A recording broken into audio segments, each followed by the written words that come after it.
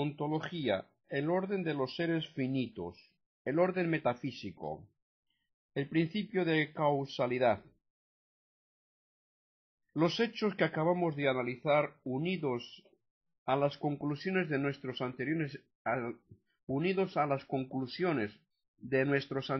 estudios, nos sugieren la idea de que el ser finito no es plenamente inteligible si se le considera aisladamente. La similitud ontológica que le emparenta con todos los otros seres y la tendencia activa que le es esencial parecen revelarnos que está complicado con los otros, que es relativo, dependiente, condicionado. En el mundo de nuestra experiencia es evidente la solidaridad de los seres finitos, ya que la actividad de uno se ejerce siempre en dependencia a las aportaciones de su ambiente, aun en el caso de la operación inmanente. Los desórdenes que hemos registrado destacan con ventaja la indigencia de los seres finitos víctimas y su dependencia en orden al ambiente. Para llegar a una interpretación metafísica de esta situación es indispensable definir con precisión los conceptos de causa, influjo causal y efecto que acaban de sugerirnos los datos de la experiencia. Después de definidas estas nociones, formularemos el principio que determinará la solución del problema del orden metafísico. Se ha discutido mucho sobre el origen psicológico de la noción de causa.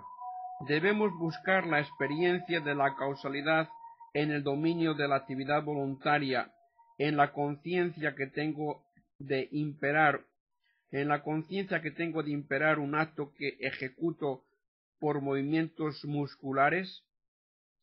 ¿Es la conciencia del esfuerzo muscular la que me da el sentimiento de ser causa? O más bien tendremos que hablar de la percepción inmediata de una relación de causalidad entre ciertos fenómenos objetivos que se desarrollan en nuestro campo sensorial. Habrá que insistir más bien sobre las múltiples experiencias de la vida cotidiana en las que sin duda alguna vemos relaciones de causa-efecto.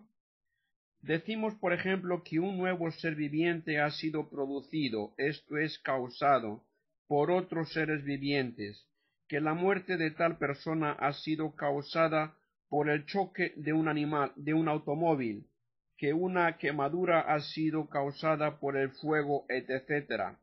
Esta cuestión ahora no nos interesa, puesto que la solución a este problema de origen psicológico no modifica en nada la noción de causa de que necesitamos en la ontología.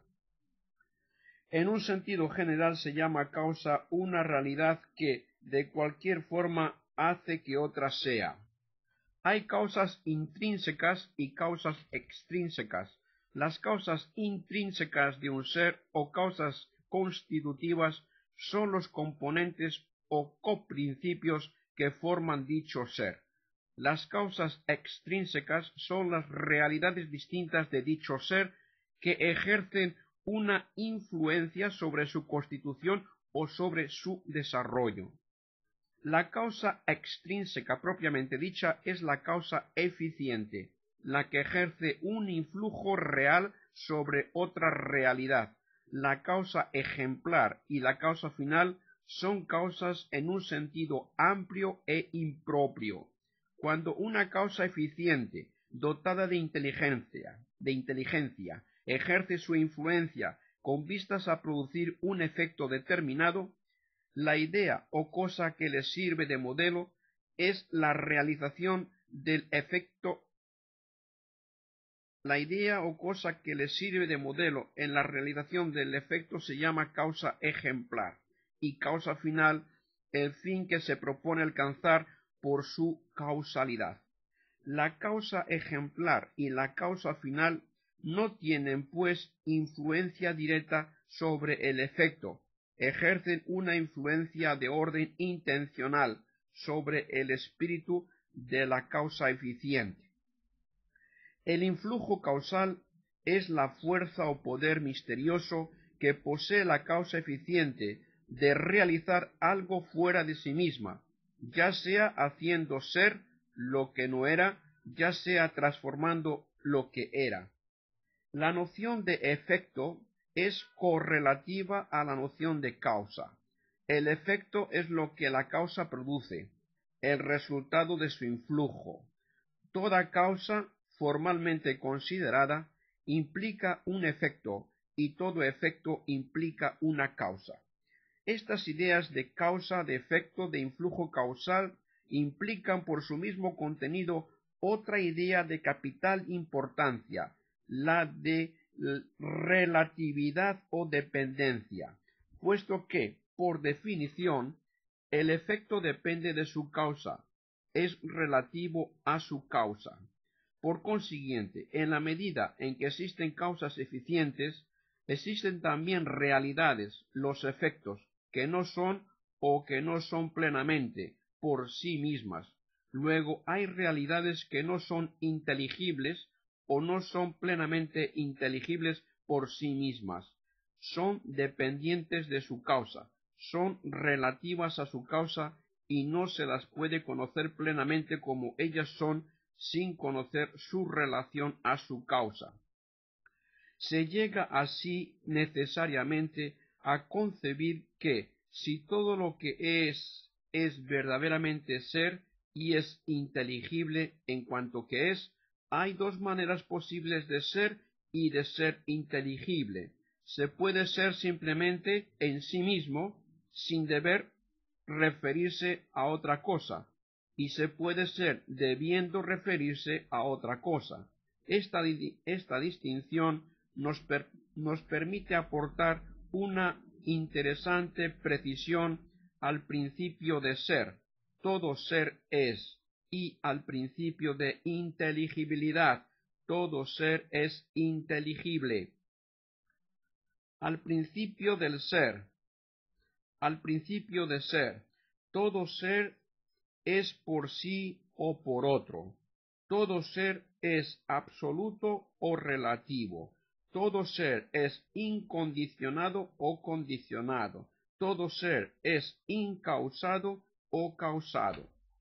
Al principio de inteligibilidad, todo ser es inteligible por sí o por otro.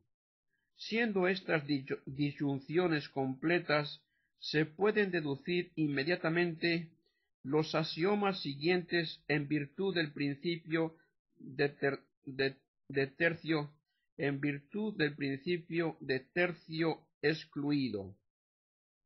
Lo que no es absoluto es relativo a algo. Lo que no es incondicionado es condicionado. Lo que no es incausado es causado. Lo que no es de suyo depende de una causa. Lo que no es inteligible por sí es inteligible por otra causa distinta de sí. Estos axiomas son las fórmulas más generales del principio de causalidad. En ellos se afirma que una realidad cuya existencia e inteligibilidad no se impone por sí misma depende de alguna forma de una realidad extrínseca o de una causa eficiente. Vemos que el principio de causalidad se deduce inmediatamente del principio de ser o del principio de inteligibilidad precisados gracias a la noción de relatividad. Para todo ser que existe, no hay otra alternativa posible que la de ser por sí o por otra cosa distinta de sí, la de ser incondicionado o condicionado, absoluto o relativo, independiente o dependiente de una causa.